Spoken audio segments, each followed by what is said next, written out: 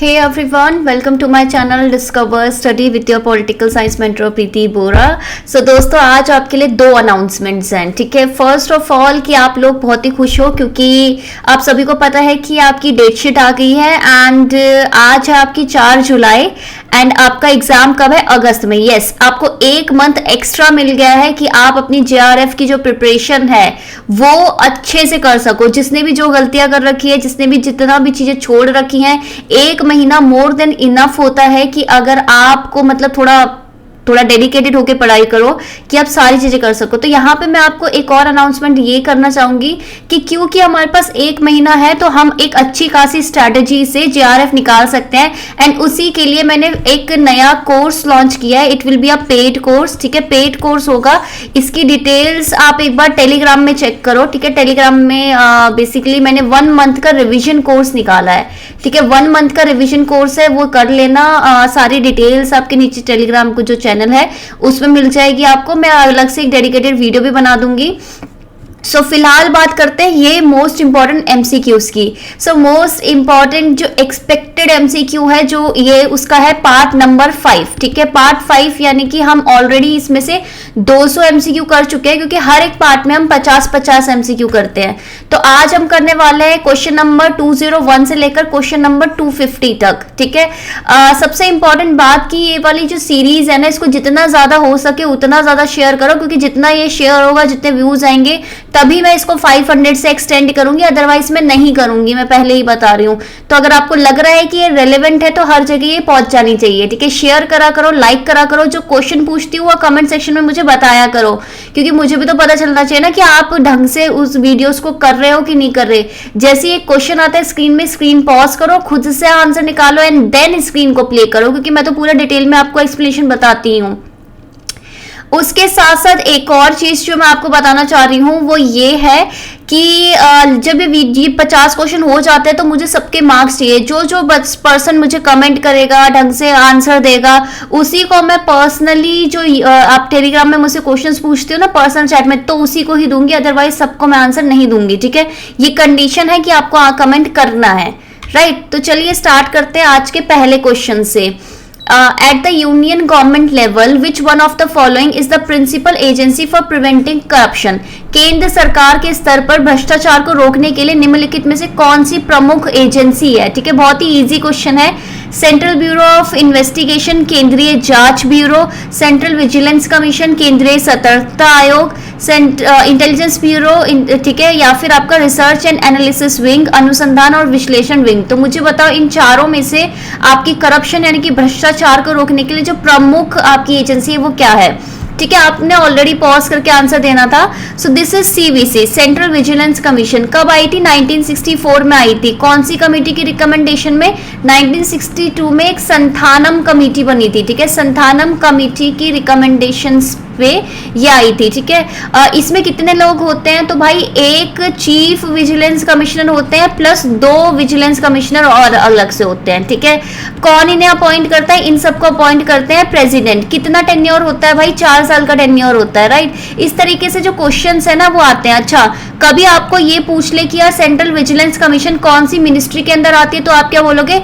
कोई भी मिनिस्ट्री के अंदर नहीं आती। क्यों? क्योंकि भाई करप्शन से रिलेटेड चीजें है ना, तो इंडिपेंडेंट बॉडी है, ठीक है। इंडिपेंडेंट आत्मनिर्भर बॉडी है, ठीक है, एक निकाय है, राइट। किसी भी मिनिस्ट्री के अंदर नहीं आती, ठीक है। सो ये थी इंफॉर्मेशन सेंट्रल विजिलेंस कमीशन से रिलेटेड, राइट।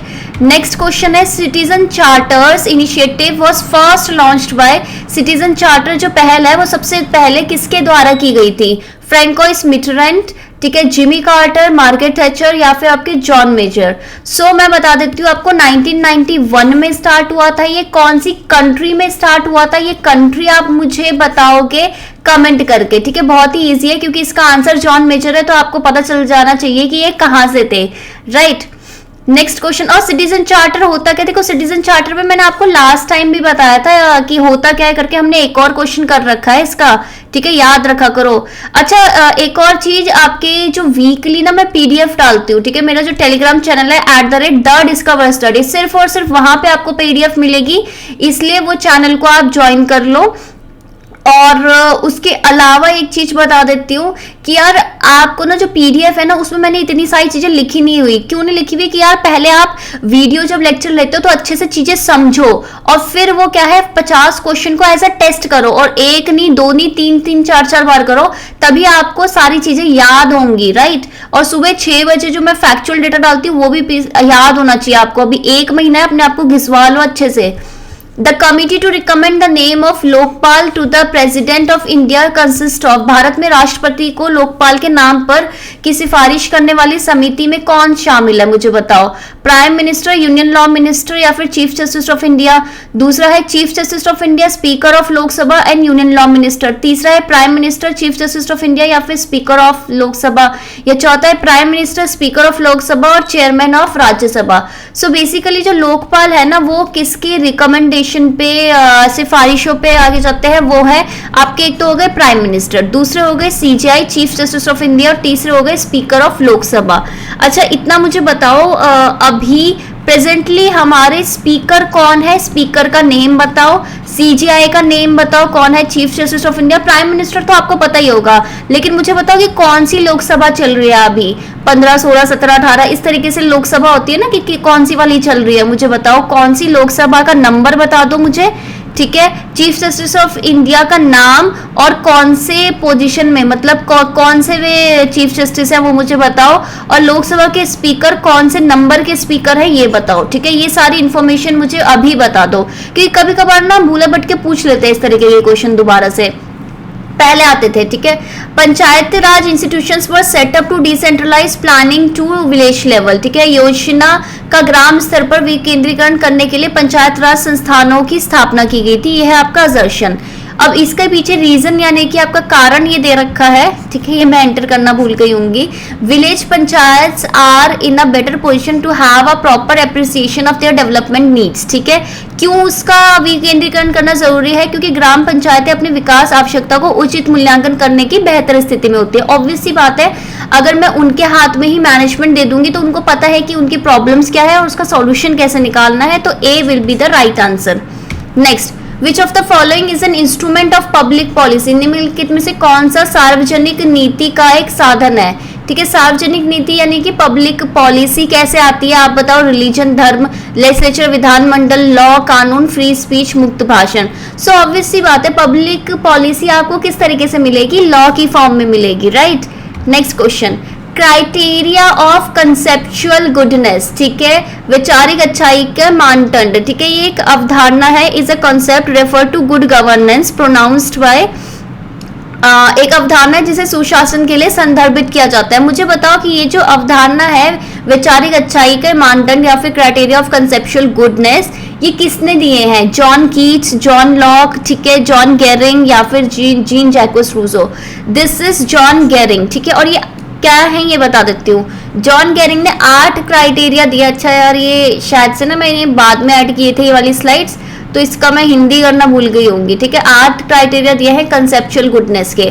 फैमिलियरिटी यानी कि आप कितना फैमिलियर हो, मतलब कितना आपसे फैमिलियर मतलब होता है जाना पहचाना, ठीक है, जाना पहचाना है आपकी गवर्नेंस का आइडिया।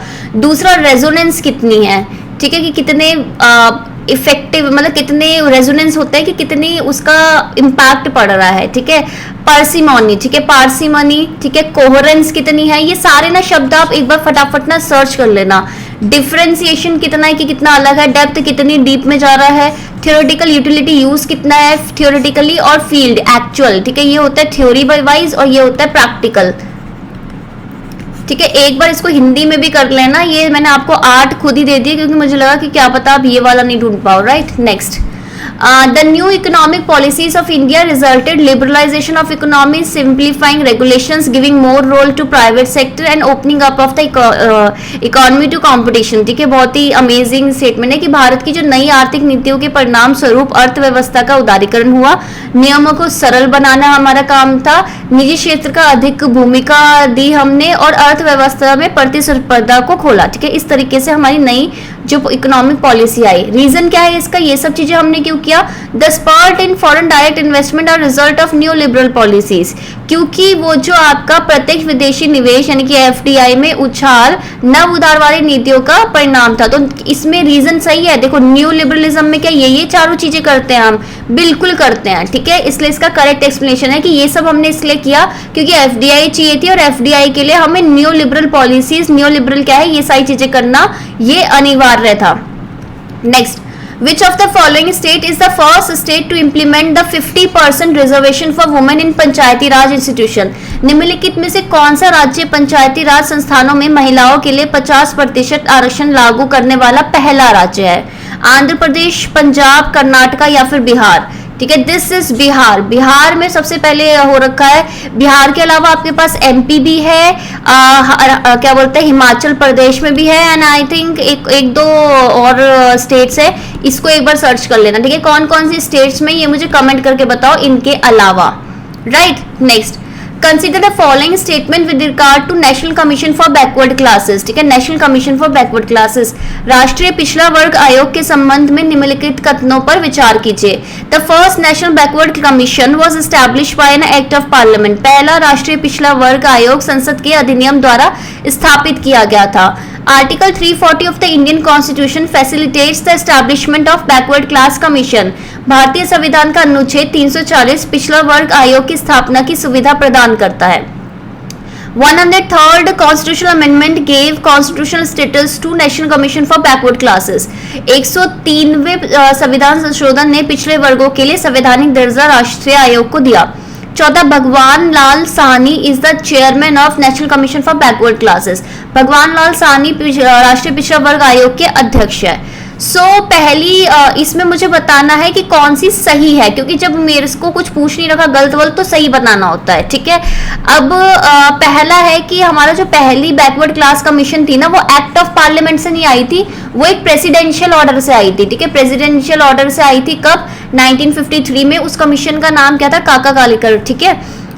340 के अंदर आई थी, बिल्कुल आई थी। 102nd कॉन्स्टिट्यूशनल अमेंडमेंट की वजह से national commission for backward classes को संवैधानिक दर्जा मिला है आर्टिकल 338B के अंदर, ठीक है। भगवान लाल साहनी चेयरमैन है, बिल्कुल है, तो 2 और 4 ही इसमें सही है।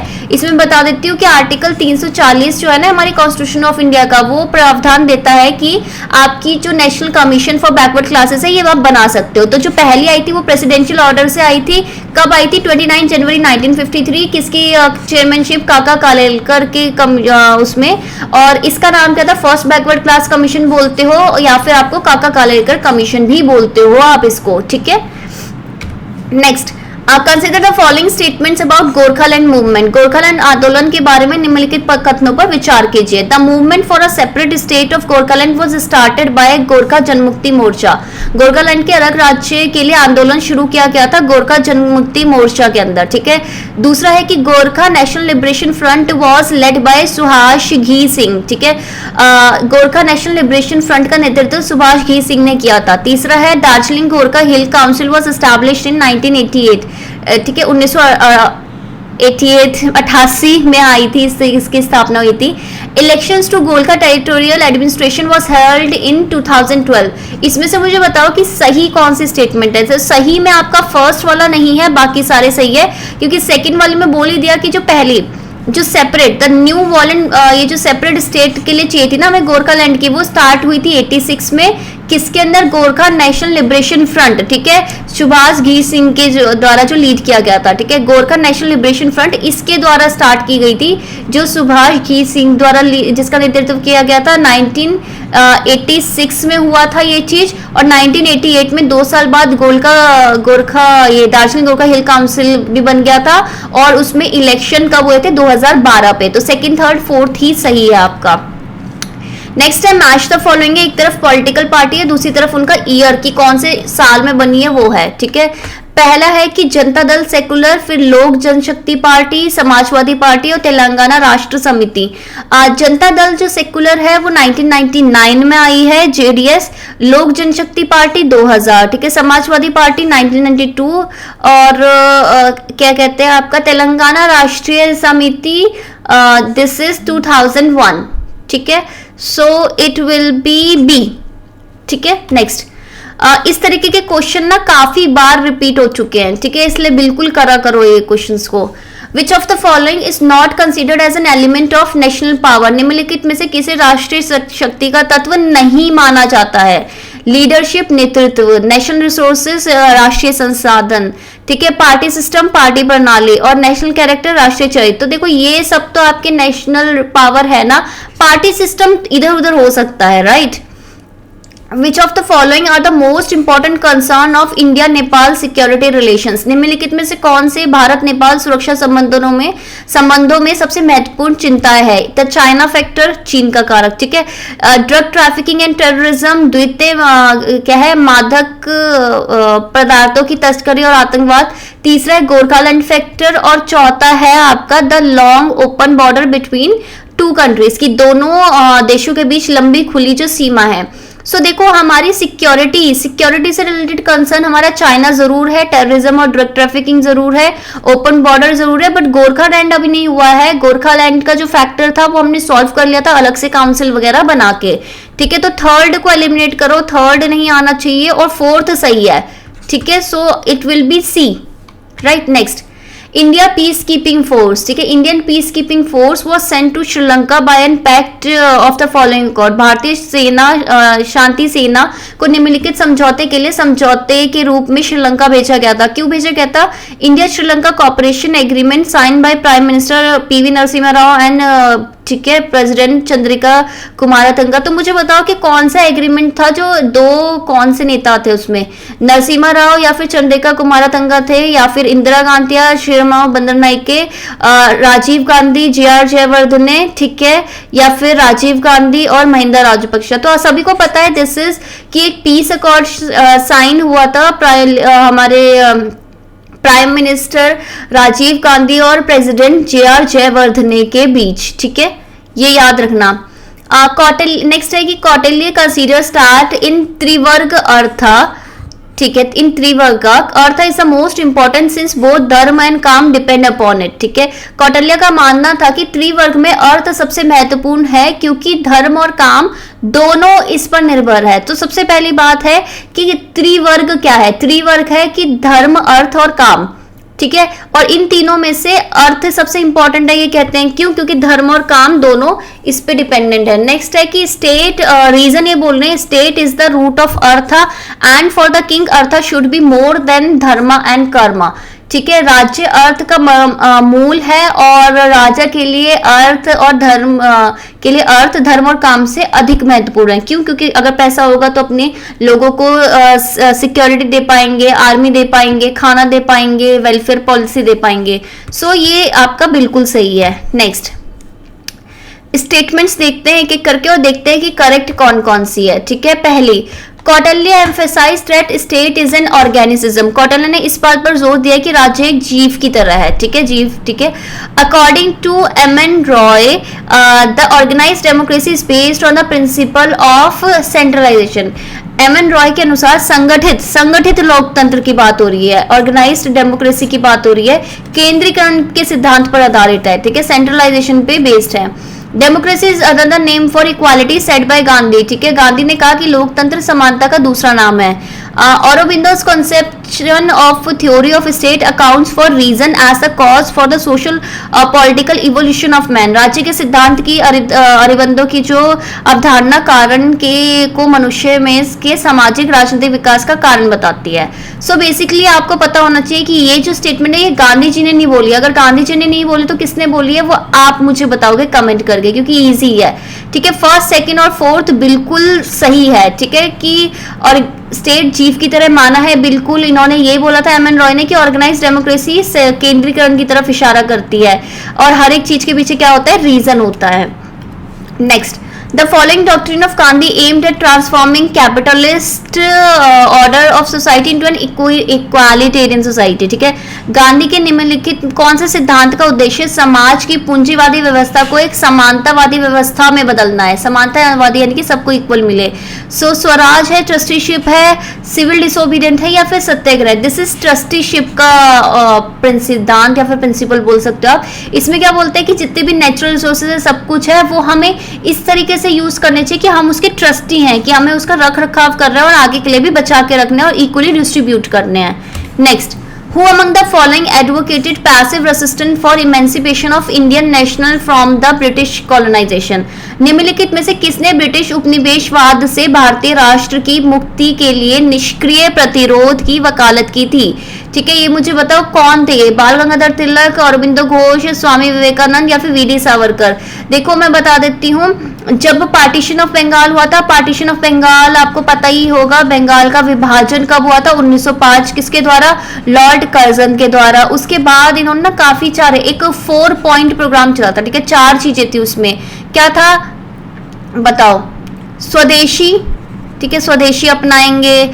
ठीक है, दूसरा हो गया बॉयकॉट, ठीक है, बॉयकॉट करेंगे। ठीक है, तीसरा हो गया कि पैसिव रेसिस्टेंस, और चौथा हो गया कि नेशनल एजुकेशन, की अपने खुद के एजुकेशन के वो संगठन वगैरह खुलेंगे। ये 4 पॉइंट पे था। तो ये जो पैसिव रेसिस्टेंस है ये भी आपका अरबिंदो घोष का था। और आपको पता है 1910 के बाद इनका स्पिरिचुअल फेज शुरू होता है। ये 1910 से पहले ही थोड़ा पॉलिटिक्स में एक्टिव रहे थे। तो इन्होंने 4 पॉइंट में किया था, स्वदेशी, बॉयकॉट, पैसिव रेसिस्टेंस और आपका नेशनल एजुकेशन।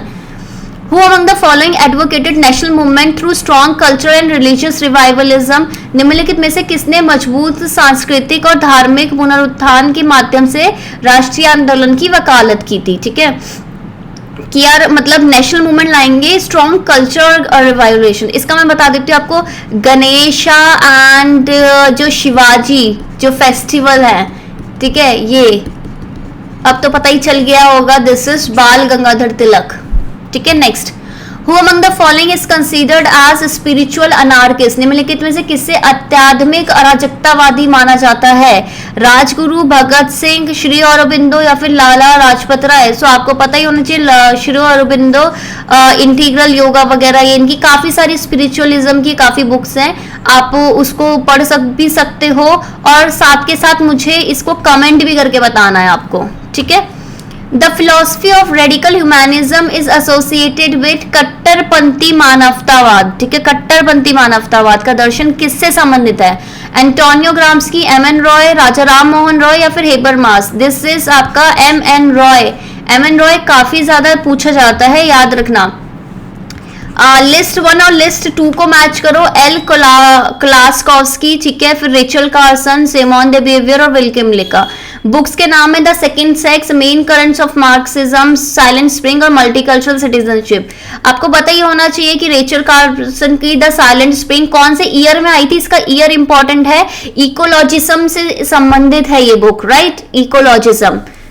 इसमें हर एक की अलग अलग आइडियो वो ले रखी है आपको, आइडियोलॉजियन की विचारधारा। ये इकोलॉजिज्म से संबंधित है, रेचल कार्सन की बुक। सिमोन दे बिहेवियर का द सेकंड सेक्स, ये कौन से ईयर में आई थी? ये 1960s की है, 1970s की है, चलो बता देती हूँ। दिस इज फेमिनिज्म से संबंधित है। विल किमली का मल्टीकल्चरलिज्म, मल्टीकल्चरल सिटीजनशिप, ये कौन से ईयर में आई थी? इनके ईयर इंपॉर्टेंट है, वही पूछती हूँ मैं, जिसके ईयर इंपॉर्टेंट नहीं है तो बेशक मत करो। एल क्लास्कोव्स्की, ठीक है, ये किससे संबंधित है? ये मार्क्सिज्म से संबंधित है, पर इसका ईयर इंपॉर्टेंट नहीं है। ठीक है, इकोलॉजिज्म, फेमिनिज्म, मार्क्सिज्म और ये मल्टीकल्चरलिज्म। ठीक है, 2, 3, 1, 4 किस में है? ये सी। ठीक है, नेक्स्ट, असर्शन रीजनिंग का क्वेश्चन है। Plato argues that justice is the ultimate purpose of the state. Plato का तर्क था कि न्याय राज्य का अंतिम उद्देश्य होता है। ठीक है, रीजन इसके पीछे क्यों है कि अंतिम क्यों होता है? Discovering the principles of justice was the central problem of plateaus Republic. और न्याय के सिद्धांतों की खोज प्लेटो के गणतंत्र के केंद्र की समस्या थी। ठीक है, मतलब ये जो प्लेटो ने बुक लिखी थी द रिपब्लिक, उसका जो मेन सेंट्रल फोकस था वो क्या था कि यार ये जस्टिस को फाइंड आउट करना है। तो इसके हिसाब से क्यों फाइंड आउट करना है? क्योंकि स्टेट का अल्टीमेट पर्पस जस्टिस होता है, राइट। तो ये दोनों सही है एंड इसकी करेक्ट एक्सप्लेनेशन है। Next, a parliamentary government can not operate without, संसदीय सरकार बिना किसके बिना नहीं चल सकती? मुझे बताओ। अगर मेरी एक संसदीय सरकार है, पार्लियामेंट्री गवर्नमेंट है, पार्लियामेंट्री गवर्नमेंट में क्या होता है कि हेड ऑफ स्टेट और हेड ऑफ गवर्नमेंट डिफरेंट होते हैं। हेड ऑफ गवर्नमेंट हमारे इंडिया में कौन है? पीएम। हेड ऑफ स्टेट कौन है? हमारे प्रेसिडेंट। ठीक है, तो मुझे बताओ कि किसके बिना नहीं चल सकती? इंडिपेंडेंट जुडिशरी, एक स्वतंत्र न्यायपालिका? नहीं, क्योंकि ये क्या है, ये लेजिस्लेचर की बात हो रही है।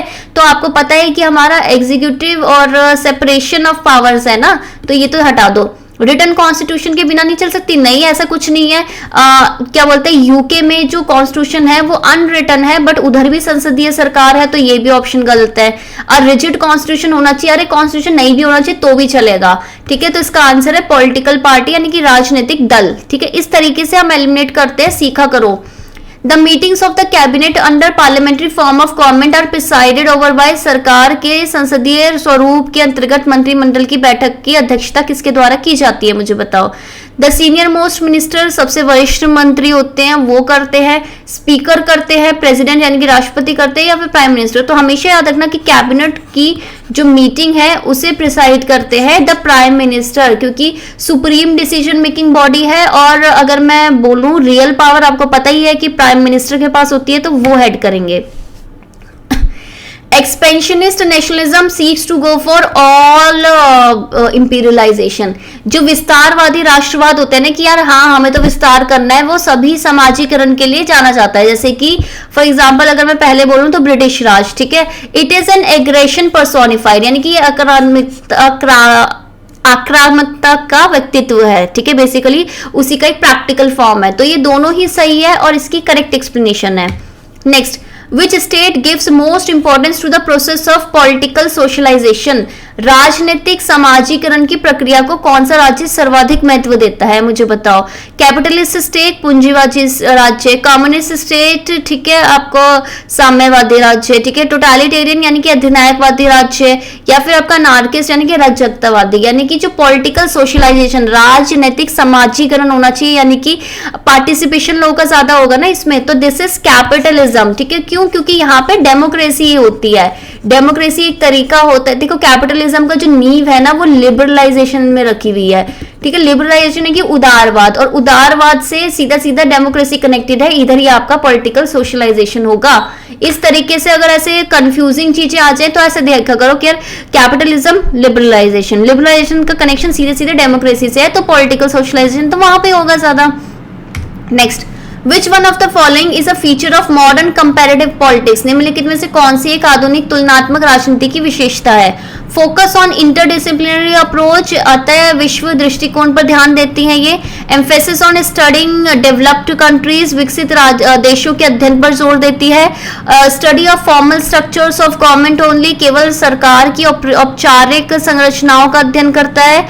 और स्टडी ऑफ नॉर्मेटिव कंसर्न, ठीक है, मानव चिंताओं का अध्ययन करता है। तो कंपेरेटिव है, तो हमेशा हमें चीजें क्या करनी है, कंपेयर करनी है, वो भी आधुनिक चीजों में। तो कंपेयर तो हम हर चीज को कर सकते हैं ना, हर चीज मतलब इंटरडिसिप्लिनरी, अंतः विषय, ठीक है।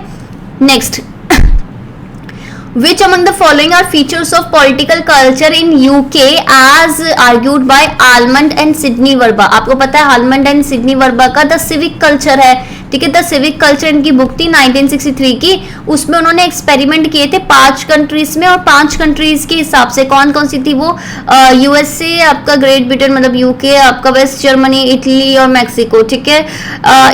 और इसमें से उन्होंने बोला था कि यार देखो हर एक कंट्री में ना अपना अलग अलग सिस्टम होता है, जैसे पैरोकियल, सब्जेक्ट, पार्टिसिपेटिव, कि पैरोकियल 0% पार्टिसिपेशन और अवेयरनेस होगी लोगों में, सब्जेक्ट में 50% होगी, और पार्टिसिपेशन में फुल 100%। और ये बोलते थे कि जो सबसे बेस्ट है वो कौन सा है, यूके यानी कि ग्रेट ब्रिटेन। अब यूके के कौन कौन से इन्होंने फीचर्स बताए थे, ठीक है, क्या क्या विशेषताएं बताई थी, ये बताओ मुझे, ये क्वेश्चन पूछा हुआ है। हेट्रोजेनिटी, विषमता, डिस्कशन, चर्चा करते हैं, डिसेंट, असहमति है।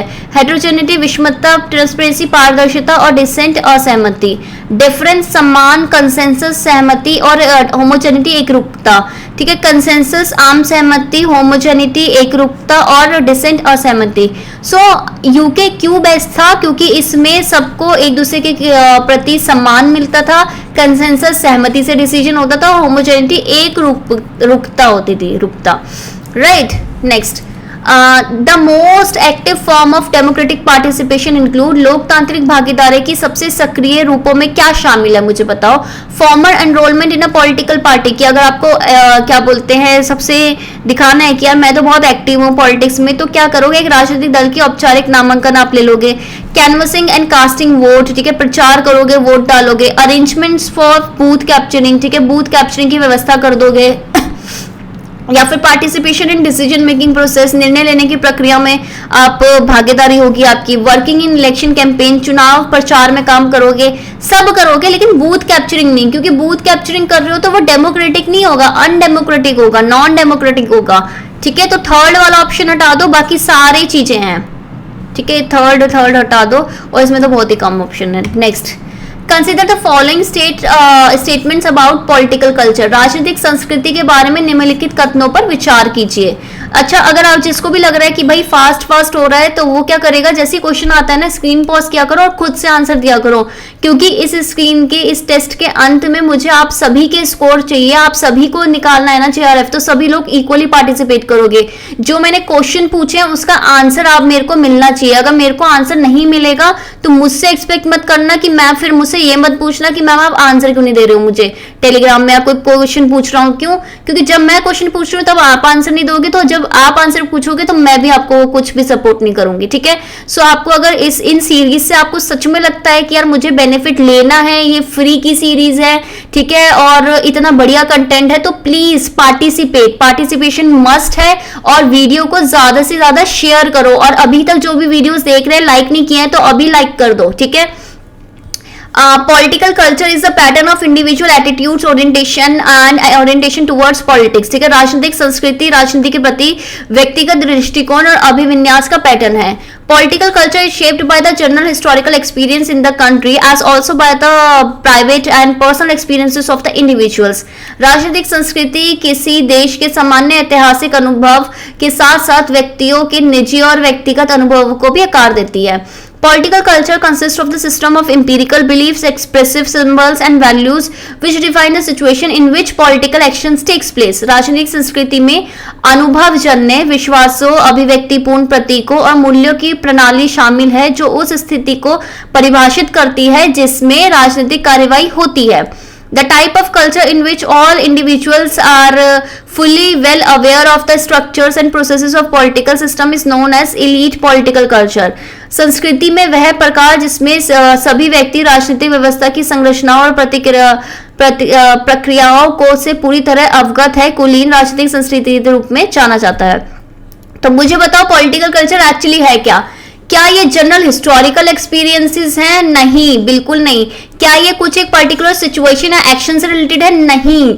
ठीक है, ये मतलब ये लोगों से रिलेटेड है क्या, जिसमें लोग अवेयर होते हैं सिस्टम और प्रोसेसेस के बारे में? नहीं। पॉलिटिकल कल्चर एक पैटर्न की इंडिविजुअल का एटीट्यूड क्या होगा, उसकी ओरिएंटेशन क्या होगी, दृष्टिकोण कैसा है लोगों का, ठीक है, पॉलिटिक्स के, ये तभी बोलते हैं कि कल्चर क्या है यहाँ पे, right. Next, the classical theory treats the organization as, शास्त्रीय सिद्धांत संगठनों को किस रूप में मानता है? एक क्लोज्ड सिस्टम, एक बंद प्रणाली के रूप में, एन ओपन सिस्टम, एक खुली प्रणाली के रूप में, an both open and close system, खुली और बंद दोनों प्रणाली के रूप में, या फिर स्पॉइल सिस्टम। स्पॉइल सिस्टम देखो आपको पता है ये शब्द आपका यूएसए का है, किस चीज से संबंधित है ये मुझे बताओ कमेंट करके, ठीक है, और कमेंट मुझे सबके चाहिए। अगेन मैं बोल रही हूँ एक क्लोज सिस्टम मानता है कौन? ट्रेडिशनल, ये जो आपका क्लासिकल या शास्त्रीय सिद्धांत है। Next, the classical theory is marked by these feature, शास्त्रीय सिद्धांत इन विशेषता द्वारा चिन्हित होता है। इन सब में से मुझे बताओ कि जो आपके क्लासिकल थ्योरी उसकी क्या क्या विशेषता है? इम्पर्सनैलिटी, ठीक है, अव्यक्तियुक्ता, स्पेशलाइजेशन होता है, विशेषज्ञता होती है, एफिशिएंसी दक्षता, और ट्रांसपेरेंसी पारदर्शिता।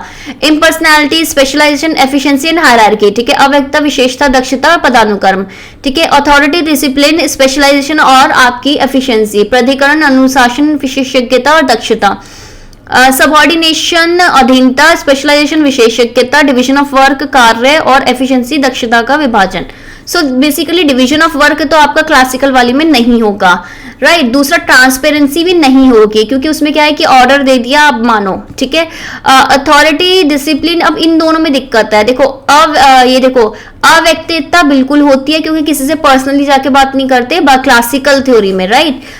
स्पेशलाइजेशन होता है, एफिशिएंसी होती है, और हायरार्की, एक पदानुक्रम होता है। सो दिस विल बी आपका बी है आपका सही option. Next, which of the following theory advocated general equilibrium, निम्नलिखित में से किस सिद्धांत ने सामान्य संतुलन की वकालत की है? लिबरल थ्योरी, उदार सिद्धांत, वॉलरस थ्योरी, ठीक है, थ्योरी ऑफ इकोनॉमिक मैच्योरिटी, या फिर आर्थिक परिपक्वता का सिद्धांत, या फिर न्यो क्लासिकल थ्योरी, नवशास्त्रीय सिद्धांत। आप जनरल इक्विलिब्रियम, अभी आपको ये शायद ये वाला क्वेश्चन नहीं आता हो, इसका आंसर वॉलरस थ्योरी, और मैं एक्सप्लेन करती हूँ इसको।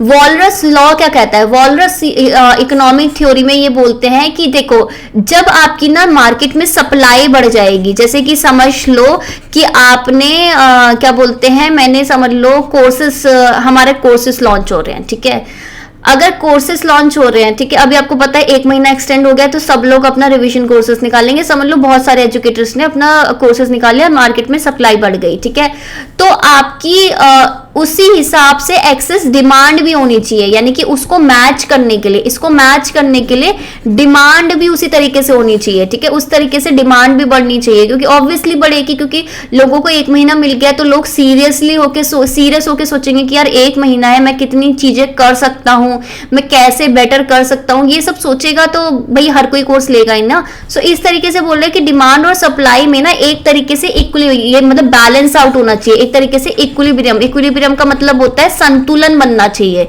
ठीक है, अगर ये संतुलन होगा तो ही हमारी इकोनॉमी सही से चलती रहेगी, ठीक है। और इसी नोट पे मैं बता रही हूँ कि मैंने भी अपना ये कोर्स लॉन्च कर रही हूँ, एंड वेडनेसडे या थर्सडे में से किसी एक दिन शुरू हो जाएगा, बता दूंगी मैं आपको। मोस्ट प्रोबेबली वेडनेसडे स्टार्ट है, ये वेडनेसडे है, 999 का है बेसिकली, और 1 मंथ का कोर्स है, जिसमें आपको ऑल 10 यूनिट्स रिवीजन मिलेगी, एमसीक्यूज मिलेंगे, और इस 1 महीना आपकी हर दिन लगी रहेगी, यानी कि इतना होमवर्क दूंगी ना मैं आपको कि जेआरएफ मेरे को चाहिए, बस मेरे को जेआरएफ चाहिए, और मेरे को किसी से कुछ सुनना नहीं है, सिर्फ ये वो है कि ये करो तो करो, बस इस तरीके से ये कोर्स होने वाला है। अगर आपको सीरियसली 1 महीने में अपना कुछ जुगाड़ करना है कि यार हाँ मैं पढ़ सकता हूँ, कर सकता हूँ, तो ले लो, ठीक है। कैसे लेना है? टेलीग्राम में मुझे मैसेज करना, राइट। वॉलरस का लॉ ये बोलता था कि मार्केट में ना इक्विलिब्रियम, संतुलन बना रहेगा ना तो सही है, ये वाला लॉ बोलता था जनरल इक्विलिब्रियम का, ठीक है। Next, Which of the following is not a philosophical approach to the study of public administration? निम्नलिखित में से कौन सा लोक प्रशासन की अध्ययन का एक दार्शनिक उपागम नहीं है? Method of work of Bhagavad Gita के काम की विधि, ठीक है। लेवियाथन जो आपकी हॉब्स की है, क्या बोलते हैं, रिपब्लिक प्लेटो की, two treatise on civil government, ये आपकी लॉक की, ठीक है। तो मुझे बताओ इसमें से कौन सी पब्लिक एडमिनिस्ट्रेशन को नहीं पढ़ती? तो ये गीता वाली जो बुक है ये नहीं पढ़ती, बाकी सारे उसमें है, right. Next, which of the following pairs are correctly match? इनमें से कौन कौन से पेयर सही से मैच हो रखे हैं? सैमुअल हंटिंगटन का पॉलिटिकल डिके, ठीक है, फ्रेडरिक्स की प्रिज्मेटिक सोसाइटी, ठीक है, डेविड एस्टन का सिविक कल्चर, और डेविड एप्टर का पॉलिटिकल मॉडर्नाइजेशन। आप सभी को पता है सिविक कल्चर एलमेंड एंड वर्बा का है, एस्टन का नहीं है, तो थर्ड को एलिमिनेट कर लो, जहां एलिमिनेट करोगे वहीं पे आंसर आ जाएगा आपको, ठीक है। Structuralist make no distinction between the national and the international. संरचनावादी राष्ट्रीय और अंतरराष्ट्रीय के बीच कोई भेद नहीं करते हैं। रीजन है इसका कि the state system is determined by the global capital system. राज्य व्यवस्था वैश्विक पूंजीवादी व्यवस्था द्वारा निर्धारित होती है। इससे नहीं करते हैं क्या? बिल्कुल, ठीक है, बिल्कुल सही है। Next, India and Russia have signed several agreements in the year 2005। ये PYQ है बेसिकली, मैं बता देती हूँ कि भारत और रूस ने वर्ष 2005 में कई समझौते पर हस्ताक्षर किया है। उनमें से कौन कौन से समझौते हैं इसमें बताओ? स्पेस एक्सप्लोरेशन कॉपरेशन एग्रीमेंट, अंतरिक्ष अन्वेषण सहयोग समझौता, agreement on cooperation in the field of solar physics, की सौर भौतिकी के क्षेत्र में सहयोग पर समझौता, agreement on corporation in the fields of nuclear weapons research and production, परमाणु हथियार अनुसंधान और उत्पादन के क्षेत्र के सहयोग पर समझौता, और agreement on implementation of programme for military and technical corporation, सैन्य और तकनीकी सहयोग के लिए कार्यक्रम के कार्यान्वयन पर समझौता। तो बेसिकली सारे एग्रीमेंट्स है एक्सेप्ट दिस न्यूक्लियर वाला चीज। क्यों? क्योंकि 2005 में इंडिया को न्यूक्लियर वेवर नहीं मिला था। इंडिया को न्यूक्लियर वेवर मिला है 2008 में, उसके बाद वो न्यूक्लियर वो करेगा ना। 2005 में तो नहीं मिला था, तो 2005 में नहीं मिला था तो वो एनपीटी का भी मेंबर नहीं था, एनएसजी का भी मेंबर नहीं था, तो वो कैसे न्यूक्लियर रिसर्च और प्रोडक्शन इधर उधर शेयर का एग्रीमेंट कर सकता है, राइट? ये प्रॉब्लम हो गई थी। और अभी हमने जो सिविल एविएशन, अभी हमने न्यूक्लियर किस पर्पस के लिए, सिविल यानी कि नागरिक पर्पस के लिए, जैसे कि इलेक्ट्रिसिटी जनरेट करना, वो सब जो चीजें हमने कर रखी है, उसमें हमने 14 कंट्रीज के साथ एग्रीमेंट ऑलरेडी करे हुए हैं। और वो 14 कंट्रीज कौन सी है मैं बहुत बार बता भी चुकी हूं, और अब कौन सी है ये आप बताओगे मुझे। तो थर्ड वाला ऑप्शन नहीं होना चाहिए इसमें, बाकी करेक्ट है। देखो इस तरीके से आपने निकालना होता है। The connection between different regions of the world, from cultural to criminal, the financial to environmental, and ways in which they change and increase over time is termed as, विश्व में विभिन्न क्षेत्रों, सांस्कृतिक से आपराधिक, वित्तीय से पर्यावरण, और जिस तरीके से वे बदलते रहते हैं और समय के साथ बढ़ते हैं, उस बीच के संबंध को क्या बोला जाता है? वर्ल्ड सिस्टम एनालिसिस बोला जाता है? बिल्कुल नहीं, ये तो डेवलपमेंट के हिसाब से कोर, सेमी पेरिफेरी और पेरिफेरी पे डिवाइडेड है। इंटरनेशनल सिस्टम है, ये सिस्टम नहीं है ना, ये तो चेंज, बदलाव दिखा रहे हैं, वर्ल्ड पॉलिटिक्स नहीं। दिस इज ग्लोबलाइजेशन, कि किस तरीके से लोग कनेक्टेड हैं और किस तरीके से डिफरेंट उनकी वजह से प्रॉब्लम, मतलब वेरिएबल्स की वजह से चेंजेस आ रहे हैं। विच of the following is not a method of balance of power, निम्नलिखित में से कौन सा शक्ति संतुलन की एक विधि नहीं है? डिवाइड एंड रूल, फूट डालो और शासन करो, कन्वेंशन सम्मेलन, कंपेंसेशन मुआवजा देना, और आर्मामेंट्स हथियार। सो बेसिकली इसका आंसर दो होगा, एक तो डिवाइड एंड रूल और दूसरा आर्मामेंट्स। ये दोनों ही मेरे ख्याल से आगे नहीं लिखा, भूल गई मैं, ए एंड डी होना चाहिए इसका, ठीक है। ये दोनों आपका बैलेंस ऑफ पावर नहीं करते। आर्मामेंट की वजह से ट्रस्ट, आपका जो भरोसा है वो इधर उधर होता है, एंड आपकी एक रेस शुरू हो जाती है। डिवाइड एंड रूल तो वैसे ही बेकार है। कन्वेंशन सम्मेलन करो, कंपेंसेशन दो, तो जाके आपका एक बैलेंस आउट चीजें हो जाती हैं। Question number 241, in crucial situations however the ultimate concern of state is not for power but for the security. किसने कहा कि महत्वपूर्ण परिस्थितियों में हालांकि राज्यों की अंतिम चिंता सत्ता के लिए नहीं बल्कि सुरक्षा के लिए होती है? यानी कि देखो, जब भी मोस्ट इंपॉर्टेंट सिचुएशन आती है ना, तो लोग ना पावर की चिंता इतनी नहीं करते जितनी चिंता वो सिक्योरिटी की करते हैं, ठीक है। इसका क्या आंसर है? Thomas shelling, Peter F Drucker, ये इंपॉर्टेंट क्वेश्चन है, ठीक है। हैंस टी मॉर्गेंथ्यू या फिर केनेथ वॉल्स, किसने बोला है? ये केनेथ वॉल्स ने बोला है, जो नियो रियलिज्म के प्रोपोनेंट है, ठीक है, नव यथार्थवाद के जो प्रोपोनेंट है। Next, globalization has undermined the relevance of nation state, ठीक है। वैश्वीकरण ने राष्ट्र राज्य की प्रासंगिकता को कम कर दिया है। No nation state is still relevant as nationalism continues to be a potent force, ठीक है। कोई भी राष्ट्रीय राज्य अभी तक प्रासंगिक नहीं है क्योंकि राष्ट्रवाद एक शक्तिशाली शक्ति के रूप में निरंतर है। सो बेसिकली दोनों स्टेटमेंट सही है, बट क्यों रेलेवेंस कम कर दिया है इतना वो नहीं बता रखा। पोटेंट फोर्स, ठीक है, स्टिल रेलेवेंट एज, ठीक है, ये इतना इंपॉर्टेंट नहीं है, राइट। तो दिस विल बी आपका बी। नेक्स्ट, अच्छा, ये तो आप मुझे इनके सबके ईयर बताने वाले हो। देखो इस तरीके के ईयर वाला, क्रोनोलॉजी वाले क्वेश्चंस तो आते हैं। देखो क्या पैटर्न रहता है ना एग्जाम का। चलो एक वीडियो ना मुझे याद आ गया कि एक वीडियो इस पे भी बना लेनी चाहिए कि क्या पैटर्न क्या रहता है एग्जाम का, ठीक है, किस तरीके से क्वेश्चन प्रिपेयर करना है। ये मैं अभी आज ये मुझे याद दिलाना बनाऊंगी। अंकटेक, WTO और international bank for restructure and development, GATT, कब आया था ये मुझे बताओ। इसमें 45, 48, ये 95 है, और अंकटेड कब का है ये मुझे बताओ, ठीक है। This will be B, answer B है। बट कौन कौन से ईयर में आए थे ये मुझे आप कमेंट करके बताएंगे, ठीक है। नेक्स्ट क्वेश्चन, अगेन ये प्रेसिडेंशियल डॉक्ट्रिन है, इसे क्रोनोलॉजिकल ऑर्डर में लगाना है, और मुझे बताओ कि हर एक प्रेसिडेंट कौन से ईयर में थे, ये आप कमेंट करके बताओगे। वैसे बिना ईयर के भी पता चल जाएगा, आपको पता है। रोनाल्ड रीगन की रीगन डॉक्ट्रिन, ठीक है, हैरी ट्रूमैन का, जॉर्ज डब्ल्यू बुश, ठीक है, कार्टर, जिमी कार्टर। सो कौन कौन है? सबसे पहले आपको पता है दिस इज ट्रूमैन। अगर ट्रूमैन डॉक्ट्रिन सबसे पहले तो इसको हटाओ बाकियों को। देन आएगा आपका रोनाल्ड रीगन, या फिर आपका ये देखो लास्ट में तो आपके तो बुश आएंगे, ठीक है, तो दिस विल बी डी, ठीक है। फिर Jimmy Carter, then Ronald Reagan, then Bush, ठीक है। ये है हर एक प्रेसिडेंट का मुझे ईयर बता दो। और यूएस में प्रेसिडेंट का जो टेन्योर होता है ना वो 4 साल होता है, इंडिया में 5 साल होता है, ठीक है। प्रेसिडेंट से रिलेटेड क्वेश्चन आ सकता है क्योंकि आपको पता है हमारे प्रेसिडेंशियल इलेक्शंस अभी आ रहे हैं, ठीक है। Next, structural adjustment refers to the policy of, संरचनात्मक समायोजन किस नीति का संदर्भित करता है मुझे बताओ। इंडस्ट्रियल स्ट्रक्चरल एडजस्टमेंट प्रोग्राम भी बोलते हैं ये। इंडस्ट्रियल पॉलिसी रिफॉर्म होनी चाहिए, औद्योगिक नीति सुधार होना चाहिए, लिबरलाइजेशन मूल्य उदारीकरण, फाइनेंशियल मार्केट रिफॉर्म्स होनी चाहिए, वित्तीय बाजार सुधारक होनी चाहिए और सब्सिडी को कमी हटाना। ठीक है, balancing of export with import की आयात और निर्यात संतुलन होना चाहिए।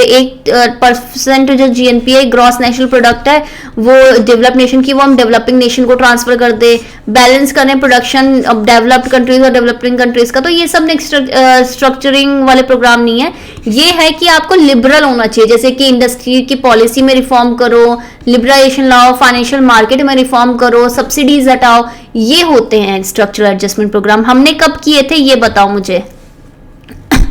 The agenda of 16 international integration council was, देखो नेशनल इंटीग्रेशन काउंसिल कब का है, आई थिंक 1961 का है। ये इंटीग्रेशन यानी कि एकता बनी रहे, तो वो मुद्दे जो एकता में दरार डालते हैं वो मुद्दे को डिस्कस करने के लिए होती है। तो 16वां जो नेशनल इंटीग्रेशन काउंसिल हुई थी उसका मेन एजेंडा क्या था, ठीक है। तो किस लिए होती है वैसे एनआईसी, बेसिकली एक ही इशू पे होती है, वो अब मुझे बताओ। कम्युनल वायलेंस, सांप्रदायिक हिंसा, करप्शन, भ्रष्टाचार, इन्वायरमेंटल प्रॉब्लम, पर्यावरण समस्या या फिर कम्युनिटी ब्यूरोक्रेसी, प्रतिबंध, नौकरशाही। ये होती है कम्युनल जो वायलेंस वाले या फिर कम्युनलिज्म वाले जो इश्यू होते हैं ना, उसको सॉल्व करने के लिए उस पर चर्चा होती है, ठीक है, national level. The Indian parliament exercises control on the audit of budget through, भारतीय संसद बजट की लेखा परीक्षा पर किसके माध्यम से नियंत्रण रखती है मुझे बताओ। एस्टीमेट कमेटी, अनुमान समिति के हेल्प से, प्रिविलेज कमेटी, विशेष अधिकार समिति की हेल्प से, पब्लिक अकाउंट कमेटी, लोक लेखा समिति की हेल्प से, या फिर ऑडिट रिव्यू कमेटी, लेखा परीक्षा समीक्षा समिति की हेल्प से। This is public account committee के हेल्प से, ठीक है, पब्लिक अकाउंट कमेटी। मुझे बताओ कौन से ईयर में आई थी ये और कितने मेंबर्स होते हैं और वो मेंबर कहाँ कहाँ से होते हैं, ठीक है, क्या क्या उनका कॉन्स्टिट्यूशन बताओ और इसका चेयरपर्सन कौन होता है, ठीक है। पब्लिक अकाउंट कमेटी के बारे में इन शॉर्ट जितनी डिटेल आपको पता है वो मुझे मेरे कमेंट सेक्शन में चाहिए, और आज मुझे कमेंट सेक्शन भरा हुआ दिखना चाहिए, ये तो तुम लोगों की खैर नहीं, ये सीरीज बंद कर दूंगी मैं अदरवाइज, ठीक है। Prime Minister acts as a channel of communication between the President of India and the Council of Ministers is provided by which article? प्रधानमंत्री भारत के राष्ट्रपति और मंत्रिपरिषद के बीच एक संचार का एक चैनल माध्यम बनेंगे, यह कौन से अनुच्छेद में लिखा गया है? तो कौन सा अनुच्छेद है ये? पहली बात संविधान के अनुच्छेद पूछे गए हैं, 70, 73, 78 की 75। दिस इज आर्टिकल नंबर 78 में लिखा गया है ये चीजें। Next, judicial review in India is based on, Bharat में जो न्यायिक समीक्षा है किस पर आधारित है? प्रोसीजर एस्टैब्लिश बाय लॉ, कानून द्वारा स्थापित प्रक्रिया, ड्यू प्रोसेस ऑफ लॉ, कानून का उचित प्रक्रिया, रूल ऑफ लॉ, कानून का शासन, और प्रेसिडेंट एंड कन्वेंशन यानी कि मिसालें और परंपराएं। सो ये जो हमारा जुडिशियल रिव्यू है जो मालवरी वर्सेस मेडिसिन वाले केस में आया था, 1803 है कि 4 है, 1803 है कि 4 है, मुझे बताओ। यूएसए में, इंडिया में बेसिकली आर्टिकल नंबर 13 के अंदर आता है, ये basically procedure establish by law के अंदर आता है। देखो प्रोसीजर स्टैब्लिश बाय लॉ हम बोलते हैं कि यार देखो हम ना लॉ के बेस पे ही डिसीजन लेंगे, और कौन सा लॉ जिसको अथॉरिटी है, जैसे कि हमारे पार्लियामेंट को अथॉरिटी है उन्होंने बनाया हो। ड्यू प्रोसेस ऑफ लॉ में क्या होता है? ड्यू प्रोसेस ऑफ लॉ में ये दोनों सिचुएशन तो होती है, बट एक तीसरी और सिचुएशन होती है कि ये जो लॉ है ना ये फेयर होना चाहिए, ऐसा नहीं है कि अनफेयर लॉ कुछ भी बना दे, ठीक है। तो इंडिया में हम क्या फॉलो करते हैं? अगर हमारा कॉन्स्टिट्यूशन के हिसाब से तो हम procedure establish by law he follow करते हैं, कॉन्स्टिट्यूशन में ये लिखा हुआ है। बट प्रैक्टिकली, ठीक है, अगर मैं बोलूं प्रैक्टिकली, हम जो प्रैक्टिकल जिस तरीके से, ये तो थ्योरी में ये लिखा हुआ है बेसिकली बोल दो, प्रैक्टिकली हम due process of law he use करते हैं। कैसे? ये प्रैक्टिकल कब हुआ? जब मेनका गांधी केस आया था, ठीक है, मेनका गांधी केस के बाद, ठीक है। मेनका गांधी केस में ये भी बोला गया कि आर्टिकल 14, 19 और 21, ये पहले होता था कि एक बार में एक ही आर्टिकल आपका ब्रीच होगा, ठीक है, उल्लंघन होगा, लेकिन इसमें बोला गया कि हाँ तीनों आर्टिकल साथ में ब्रीच हो सकते हैं, right. Next, according to election commission of india, a national party be recognized must get minimum 6% valid vote registered in any dash during Lok Sabha assembly election. Bharat में चुनाव आयोग के अनुसार मान्यता प्राप्त राष्ट्रीय दल को लोकसभा विधानसभा चुनाव के दौरान किसी भी डैश में पंजीकृत वैध मतों का न्यूनतम 6% प्राप्त होना चाहिए। ठीक है, पहली बात तो ये वोट्स की बात कर रहे हैं, ये सीट की बात नहीं कर रहे। जब भी मैं आज आप पढ़ोगे एलिजिबिलिटी, ठीक है, एलिजिबिलिटी क्या है आपकी नेशनल पार्टी और स्टेट पार्टी की भी, ठीक है, स्टेट पार्टी भी साथ में निपटा देना। ये दो टॉपिक आज आपको रीड करने हैं, ये रीड हो जाने चाहिए कि क्या एलिजिबिलिटी है नेशनल पार्टी होने के लिए, क्या एलिजिबिलिटी है स्टेट पार्टी होने के लिए। 6% वैलिड, देखो दो कंडीशंस होती है, एक तो वोट की और सीट की। 6% वैलिड वोट होने चाहिए। कहां से आएंगे ये वोट? ये 4 या उससे ज्यादा स्टेट से आएंगे वोट्स। ठीक है, सो ये थे आज के आपके 250 क्वेश्चन। ठीक है, और आपको क्या करना है, अब आपको बस यही करना है कि 250 क्वेश्चन की जब मैं पीडीएफ दे दूंगी, जो कि मोस्ट प्रॉब्लम मैं वीकेंड्स में देती हूँ पीडीएफ, मैं इसलिए वीकेंड्स में देती हूँ ताकि यार आप ना वीकेंड में क्या करो कि 200-250 क्वेश्चन इकट्ठे हो जाएंगे ना, तो आपने वीडियो तो ऑलरेडी देख चुके हो, तो वीडियो जो मैं आपको एमसीक्यू वाले दूंगी उसमें कुछ आंसर मार्क नहीं किया होता तो उसको दोबारा करो, क्योंकि जब आप फर्स्ट टाइम कर रहे होगे तो आपके 50 में से 50 मार्क्स तो आएंगे नहीं। तो अपने आप को एक चीज टेस्ट करो यार कि मैंने वीडियो देख ली मैम की अच्छे से, अब मैंने वीडियो देखते देखते खुद कर लिया, ठीक है, और जो अगर मेरा गलत निकला तो मैंने समझ लिया। तो चलो देखते हैं कि एक हफ्ते के गैप के बाद जब मैम मेरे को पीडीएफ दे रही है तो क्या मुझे ये चीज याद रह रही है। काफी लोग कंप्लेन कर रहे थे कि मैम इसमें आपने लिखा क्यों नहीं। अरे भाई सब कुछ मैं लिख के दे दूंगी तो तुम्हें पेपर भी तो मैं थोड़ी ना लिख के आ जाऊंगी वहां पे। ठीक है, सो सबसे बेटर क्या है, ये एमसीक्यू हम कर ही क्यों रहे हैं? अपनी प्रैक्टिस करने के लिए ना। तो प्रैक्टिस कैसे होगी कि यार मैंने अच्छे से वीडियो देख ली, चलो मुझे मैं बहुत ही भुलक्कड़ इंसान हूं, मुझे एक बार में वीडियो नहीं समझ में आती, मैं हूं भाई, मैं दूसरों से नहीं इतना अच्छा हूं, ठीक है, तो फिर मेरे को क्या करना है, मेरे को दोबारा वीडियो देखनी है। नेक्स्ट टाइम मैं क्या करूंगा कि 1.5 या 2x पे देख लिया, एक बार अच्छे से कर लो और वेट करो सैटरडे का। सैटरडे सुबह सुबह वीडियो जैसे ही डल गई, इस बार मैं कोशिश करूंगी कि फ्राइडे को ही मतलब रात में जो 12 AM मैं सैटरडे को डाल दूं, सो दैट क्या हो कि आप सुबह सुबह बिल्कुल रेडी हो और ऐसे मूड में हो कि यार पूरे हफ्ते के 250 क्वेश्चन आज मुझे प्रैक्टिस करने हैं। आज मेरे पास पीडीएफ आएगी जो बिल्कुल खाली होगी, सिर्फ क्वेश्चंस होंगे, तो मैं देखता हूं मुझे पूरे हफ्ते जो मैंने पढ़ा है मुझे कितना याद है। ये स्ट्रेटेजी अपना लो, ठीक है, कहीं आपका जीआरएफ आपके हाथ से नहीं छीन सकता कोई भी। ठीक है, और जो मेरा रिवीजन कोर्स है जो उसमें एनरोल करेगा उसको तो मैं अलग से ही ठीक करती हूँ। ठीक है, तो चलिए bye bye, take care, have a nice day and all the best for your exam preparation. कल मिलते हैं पार्ट 6 के साथ।